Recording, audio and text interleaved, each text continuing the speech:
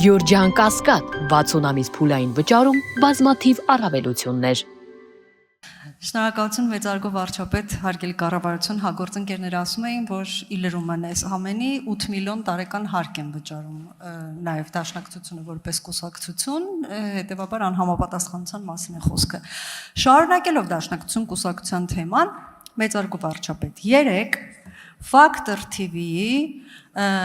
փաստեր ունեմ Փաշինյանը պետական դավաճանություն է իրականացրել եւ շարունակում է։ Խորագրի ներքո մեր գործընկեր Արծվիկ Մինասյանը ձեզ մեղադրել է պետական դավաճանության մեջ, ասել է, որ դեռևս նա առաջին մարտն է, որ 2021-22 թվականներին 18 էջանոց ապացույցներով այսպես գործ է ուղարկել դատախազություն առերևույթ պետական դավաճանության հատկանիշներով քրեական գործ հարուցելու համար եւ ասել է, որ բնականաբար չի քննարկվում այդ ամենը, որովհետեւ իրավապահ մարմինները այդ բոլորը վախենում են, պատկանում են մեր իշխանությանը եւ այլն եւ այլն։ Ես այս ամենը գիտեք, շատ հաճախ մտածում եմ արդյոք արժի այս ամեն ինչը պարզաբանել թե ոչ, բայց քանի որ հիբրիդային պատերազմի շրջանակներում ոչ միայն եթերում, այլև հասարակության տարբեր խավերի հետ քննարկումներում անընդհատ թեզեր են այսպես տարածվում եւ մենք չենք պարզաբանում, դրանք ի վերջո որոշակի վախ եւ տհաճ զգացողություններ են առաջացնում Հայաստանի Հանրապետության քաղաքացիների մոտ։ Ես կխնդրեի, որպեսզի հնարավորության դեպքում, եթե հարկ կհամարեք, պարոն Մինասյանի այս հայտարարությանը փորձենք արձագանքել եւ փորձենք հասկանալ ինչպես կարելի է նաեւ պայքարել մեր դեմ հիբրիդային պատերազմ սկսած այսպես ասած ընդդիմության դեմ։ Շնորհակալություն։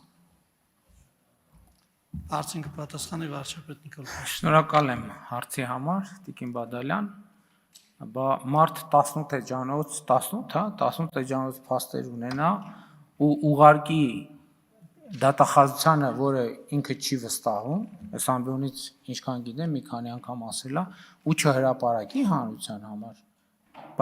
Դատախազություն ուղարկել են լավ են արել, բայց դա պետք է հանրությանը ներկայացնել, հանրային ճնշում, բայց այդ էլի իմ պատասխանի շարունակությունն է։ Բա տենց փաստ ունենա քաղաքական ուժը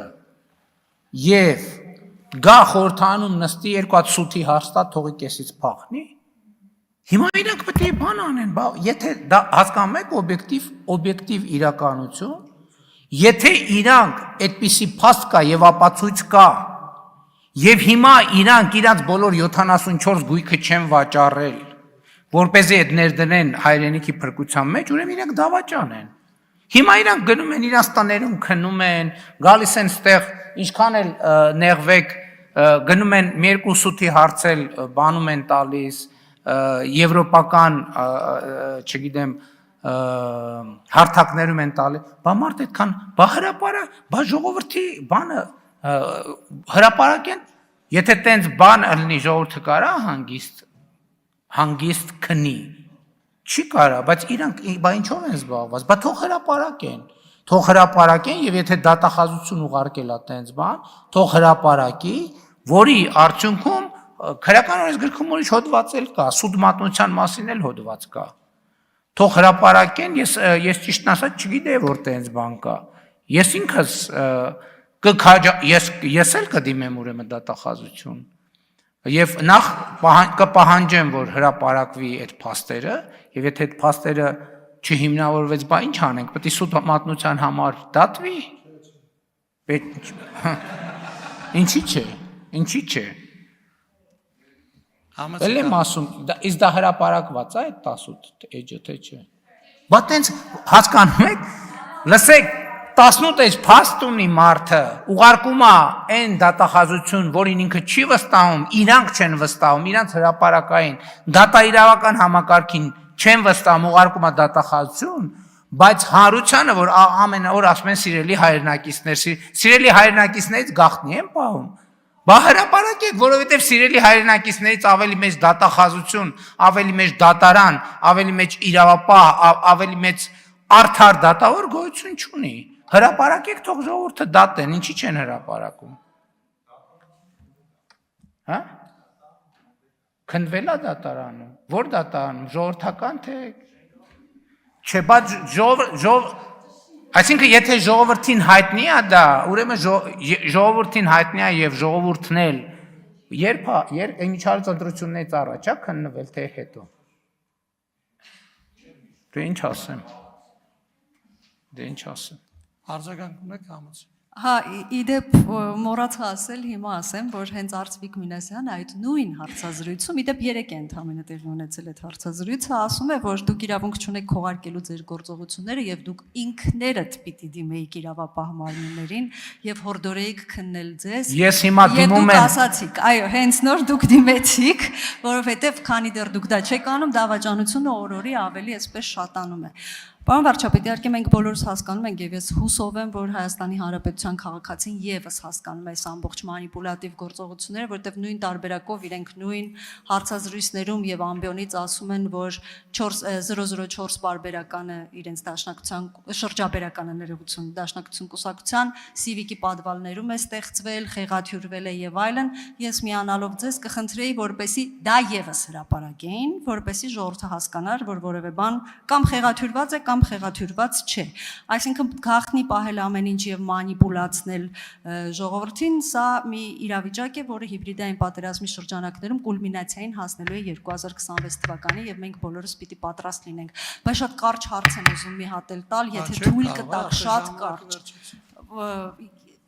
Խնդրում եմ 1 րոպե։ Չէ, 1 րոպե չէ կարճ։ Ուրեմն 3 ԵԽԽՎ նիստում, երբ օգտագործվեց Զանգեզուրի միջանցք արտահայտությունը, կրկին հանրության մեջ 2 թեզ է պտտվում, որ պատվիրատուն մի հատվածը կարծում է, որ Ադրբեջանն է, եւ մի հատվածը կարծում է, որ մեր ընդդիմության խորհրդարանական կամ արտախորհրդարանական նույնիսկ անուններ են հնչում, որ կապի մեջ են տվյալ պատգամավորի հետ եւ համենայն դեպս նրանց ցանկությամբ է Զանգեզուրի միջանցքի վերաբերյալ այդ ամբողջ հարցը հնչել եւ նաեւ որոշակի դիտարկումներ արվել։ Ես ուզում եմ խնդրել ձեզ մեր հասարակությանը կամ կոչով դիմել կամ բացատրել ինչպես կարող ենք մենք պաշտպանվել այս կեղծ թեզերից եւ նաեւ այս կեղծ մանիպուլատիվ դավադրական գործողություններից, որոնք որ վնասում են Հայաստանի Հանրապետությանը։ Շնորհակալություն։ Առաջինը, գիտեք, ես ուզում եմ վերադառնամ 2020 եւ 2021 թիվ։ 2021 թվին ես հրաժարական եմ տվել, մենք բոլորս հրաժարական ենք տվել, եւ 2021 թվին ես գնացել եմ նախընտրական արշավների, ասել եմ հետեւյալը, ի հեճուկս շատ կողմնակիցներ շատ դժգոհ էին, որ ես այդպես եմ ասում, բայց ես այդպես եմ ասում։ Ասում եմ, եթե ժողովուրդը որոշի, որ ես պետքա գնդակահարության պատի տակ կանգնեմ, ես խոնարհաբար կկանգնեմ։ Այդ որ ասում են դատ, ամենաարդար դատավորը դատել է, ամենաարդար դատավորը ժողովուրդը դատել է, եւ ամենաարդար դատավորը էլի է դատելու։ Ես դրանում ոչ մի կասկած չունեմ։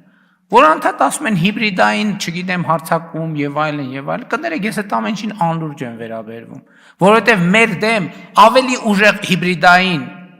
հարցակում, որ մեր դեմ եղել է 2020-21 թվին, տենց հիբրիդային հարցակում ուղղակի հնարավոր չի։ Սկսած պապիս դարձրել էին բանի, երկրորդ համաշխարհային պատերազմի դավաճան։ Պատկերացնում եք, պապիս միջազգայինորեն ոչ միայն Հայաստանում, տենց կամպանիա են արել, որ իմ պապը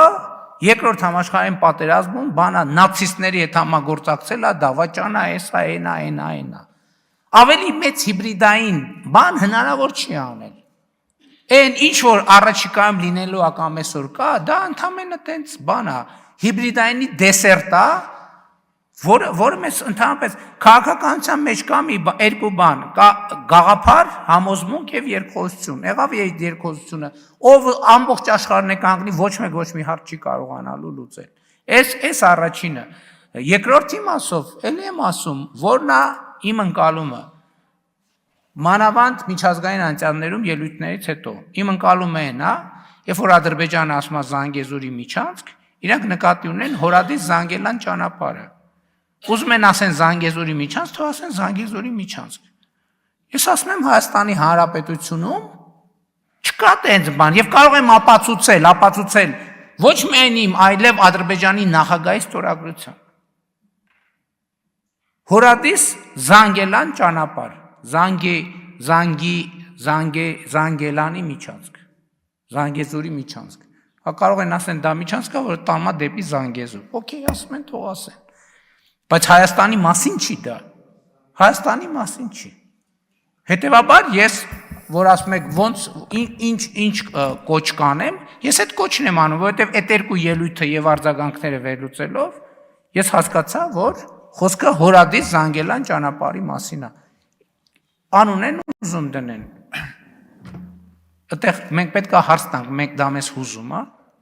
1000 ներողություն կարող է որոշեն անուն դնեն 1000 ներողություն, Աստված հոգին լուսավորի Ալբերտ Էյնշտեյն։ Թող դնեն։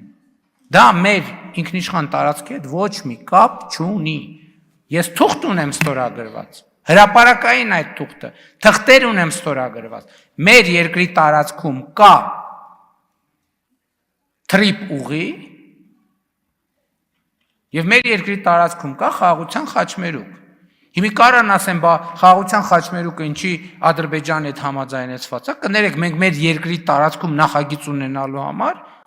որևէ մեկի հետ պետքա չհամաձայնեցնենք։ Էլ չեմ ասում, որ մենք Ամերիկայի Միացյալ Նահանգների ու Չինաստանի հետ ունենք ռազմավարական փաստաթուղթ, որտեղ մեր խաղաղության խաչմերուկը մեր ինքնիշխան ճանաչվել է։ Բայց ել եմ ասում, եթե նույնիսկ այս երկու թղթերը էլի թղթեր կան, մենք մեր երկրի տարածքում որևէ մեկի հետ համաձայնեցնելու իր կարիք չունենք, թե անունը ինչ դնենք։ Իսկ համաձայնեցված անունը Թրիպ ուղին է, Թրամփի ուղի, հանուն միջազգային խաղաղության եւ բարեկեցության։ Հիմա այս բոլոր բաներից, ելույթներից, քննարկումներից, ամեն ինչից հետո ասում եմ, Զանգեզուրի միջանցքը Հորադիս Զանգելան ճանապարհն է, որը կարա ձգվի մինչև Հայաստանի հետ սահմանի անցագրային կետ, սահմանային կետ, չհասած Հայաստանի սահման։ Զանգեզուրի միջանցքը, իրանց երկրի տարածքում անուն ինչ ուզում են դնել, մեր երկրի տարածքում անուն մենակ կարող ենք մենք որոշել կամ մեր համաձայնությամբ որոշել։ Մենք որոշել ենք A խաղաղության խաչմերուկ, մեր համաձայնությամբ որոշվել է Թրամփի ուղի հանուն միջազգային խաղաղության եւ բարեկեցության։ Կարճ թրիպ ուղի եւ խաղաղության խաչմերուկ։ Սրանից հետո ինչքան ասեն Զանգեզուրի խաչմերուկ, ուրեմն իմացեք դա մեր երկրի Զանգեզուրի միջանցք իմացեք դա Հայաստանի Հանրապետության մասին չի։ Դա իրանք իրանց երկրի տարածքում ինչ անուն ուզում են թող դնեն։ Ես որևէ խնդիր չունեմ։ Դա մեր երկրի մասին չի։ Հետևաբար այդ թեման եկեք համարենք փակված։ Ոնց որ մարդիկ ասում են, որ ասում են Բաքու, մենք նեղվում ենք դրանից, չենք նեղվում։ Նույնն է Զանգեզուրի խաչմերուկ են ասում, Հորադիս Զանգելան երկարա, ասում են Զանգեզուրի միջանցք, թող ասեն Զանգեզուրի միջանցք։ Մենք խնդիր չունենք։ Շնորհակալություն։